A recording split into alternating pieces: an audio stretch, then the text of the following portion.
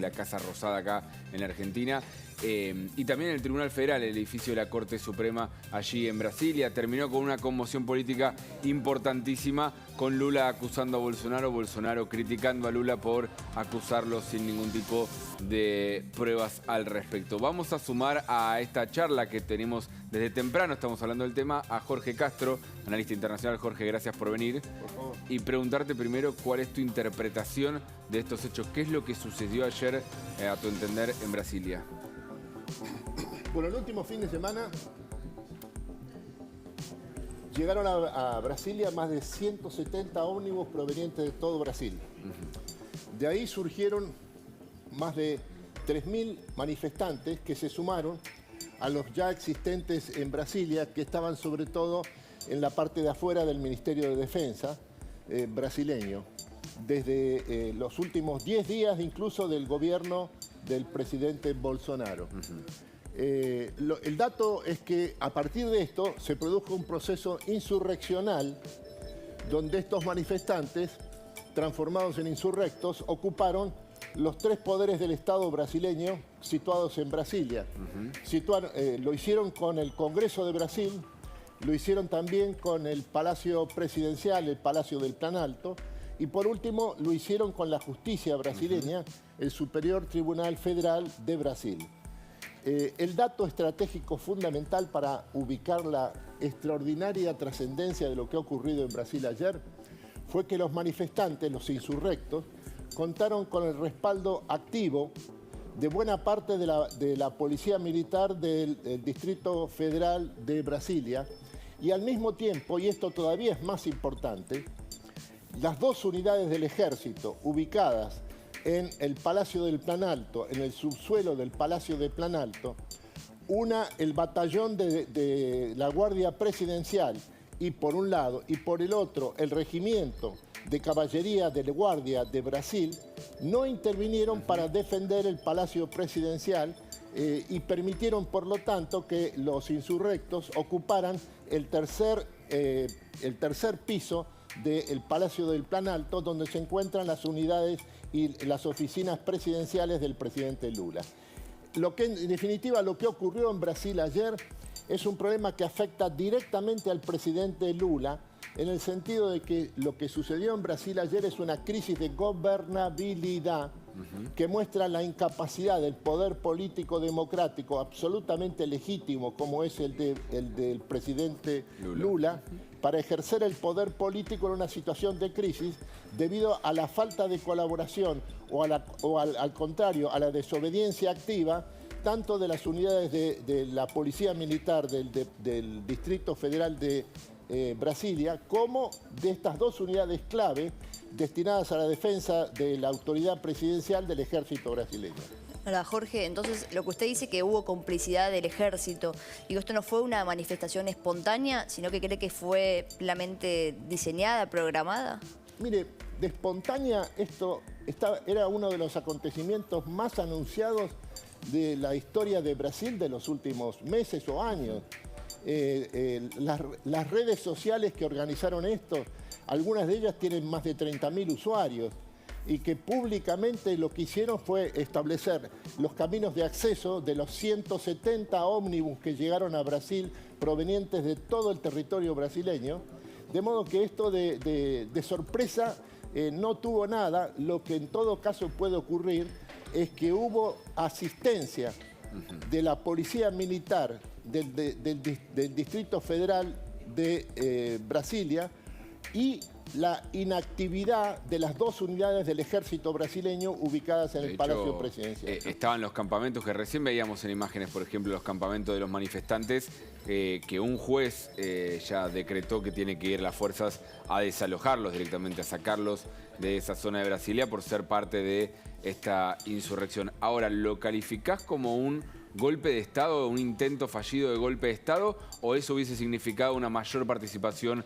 del ejército a un nivel más institucional, digamos? Lo que ha ocurrido ayer es un fenómeno de tipo insurreccional. Fueron ocupadas por civiles organizados los 3 instrumentos fundamentales del poder político en Brasilia: el Palacio Presidencial, el Congreso de Brasil, que es la base del poder político brasileño, y el Superior Tribunal Federal, la Justicia de Brasil. ¿Cómo hace ahora Lula para, a tu entender, reencauzar la situación? ¿Esto lo perjudica por el lado de la gobernabilidad, como planteabas, o de alguna manera también lo fortalece por el repudio que genera este tipo de acciones? Yo creo que el dato que hay que tomar en cuenta acá es que esto es una cuestión que afecta directamente al presidente Lula, porque él es el que gobierna Brasil y tiene en sus manos el poder político brasileño, absolutamente legítimo a partir de su triunfo en las elecciones de segunda vuelta del 30 de octubre. El punto es que esta crisis de gobernabilidad que afecta de manera directa al presidente Lula no tiene más respuesta que una respuesta política. Porque Brasil hoy es una sociedad y un sistema político profundamente dividido y fracturado, prácticamente por mitades. Las elecciones brasileñas que le dieron el triunfo al presidente Lula el 30 de octubre, segunda vuelta, son las que tienen la menor diferencia entre el primero y el segundo, entre Lula y Bolsonaro, desde toda la historia brasileña, desde 1985 en adelante. 1.8 millones de votos, esa fue la diferencia a favor de Lula sobre Bolsonaro, en un universo electoral de 158 millones de votantes. Hay que tomar en cuenta además que Bolsonaro obtuvo casi 58 millones de votos. Es el 49.1% del total de los sufragios obtuvo Bolsonaro en la segunda vuelta de las elecciones presidenciales del 30 de octubre. Brasil está dividido prácticamente por mitades y por lo tanto la cuestión que se le presenta al presidente Lula es de qué manera él deja de ser el presidente de la izquierda brasileña para convertirse en el presidente de la reconciliación y de la unidad nacional de los brasileños. ¿Y cómo calificás el rol de Bolsonaro hasta este momento? Que algunos, que por un lado primero criticó el accionar ayer de los manifestantes, diciendo que cualquier manifestación de este estilo es ilegal y por eso la criticaba. Comparó también con manifestaciones de 2013 y 2017, de lo que considera de la izquierda. Pero por otro lado, algunos lo acusan de, con su silencio, haber generado también todo este caldo de cultivo. Yo creo que con respecto al expresidente Bolsonaro, me parece que conviene hacer dos observaciones. La primera es que tiende a ser una política, un personaje cada vez más irrelevante de la política brasileña. Después del 30 de octubre, en que perdió las elecciones segunda vuelta, desapareció de la Casa de Gobierno, del Palacio de Planalto, durante 50 días. Esto dejó un vacío de poder fenomenal en Brasil, que fue ocupado por el presidente Lula. El dato que hay que tomar en cuenta es que Lula asumió el poder político en Brasilia antes del 1 de enero. Lo hizo ocupando el espacio vacío, el vacío de poder que le dejó el presidente Bolsonaro. Y el segundo elemento que hay que tomar en cuenta es que mucho más importante que Bolsonaro es el bolsonarismo. El bolsonarismo es la principal fuerza política de Brasil hoy. Porque si Bolsonaro consiguió el 49.1% del total de los sufragios, el bolsonarismo ha triunfado en los 3 estados principales de Brasil. Ha triunfado en el estado de São Paulo, en el estado de Minas Gerais y en el estado de Río de Janeiro, por un lado. Y por el otro, el bolsonarismo controla las 2 cámaras del Congreso de Brasilia, la Cámara de Diputados y la Cámara de Senadores. Y el Congreso de Brasilia es el poder fundamental de Brasil, porque Brasil, frente a su república parlamentaria, que es la base del poder político brasileño, se sobrepone una república parlamentarista, pero una relación de subordinación. Lo fundamental es el Congreso, y el Congreso está en manos del bolsonarismo.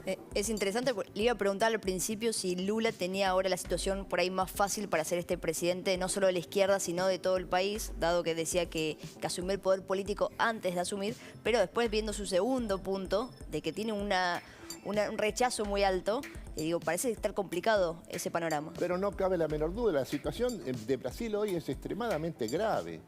El presidente Lula, hay que confiar en su capacidad política y en su pragmatismo fundamental. Él es básicamente un dirigente sindical. Dentro del PT no correspondió, no jugó, no fue parte de ninguna de las corrientes ideológicas o doctrinarias, que eran esencialmente las comunidades de base de la Iglesia Católica, por un lado, y por el otro diversos grupos trotskistas. Claro. el presidente Lula es esencialmente un dirigente sindical y por lo tanto sinónimo de pragmatismo y de iniciativa y de capacidad política. ¿Cómo te imaginás el impacto hoy en mercados y en lo económico, siendo que esto fue domingo, hoy el primer día de los mercados? Hasta ahora, en la primera semana de gestión, le fueron medio esquivos a las medidas tomadas por Lula.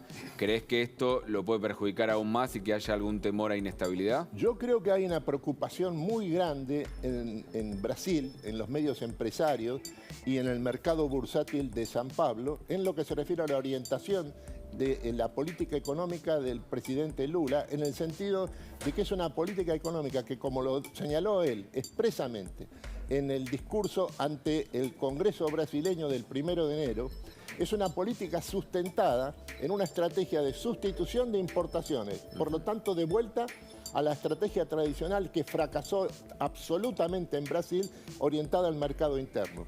En segundo lugar, es una estrategia que coloca el acento en lo que se refiere a que el papel fundamental del crecimiento económico brasileño en la visión de Lula va a estar en manos de las empresas del Estado y de los bancos estatales. Todo esto hace que sea insustentable la estrategia que propone el presidente Lula en términos fiscales. Y Brasil tiene una deuda pública que supera en más del 100% ya del Producto Bruto brasileño, que es el octavo o el noveno del mundo en este momento. Ahora, Lula se caracterizó en sus dos gobiernos anteriores de tener las cuentas en orden. ¿Eso no prevalece?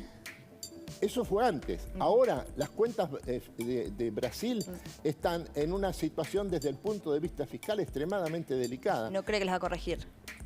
Dado lo que dijo antes. No lo ha hecho.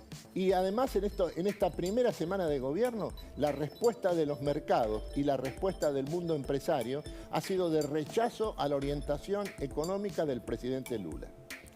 Muy bien, Jorge Castro, muchísimas gracias por tu análisis. Estos momentos de tensión que estamos viendo en Brasilia, de hecho estamos viendo imágenes en vivo en este momento también, cómo sigue la situación de tensión con todos los destrozos que dejaron los manifestantes, los miles de manifestantes que ingresaron al Palacio del Planalto, al Congreso y también a la sede del Supremo Tribunal.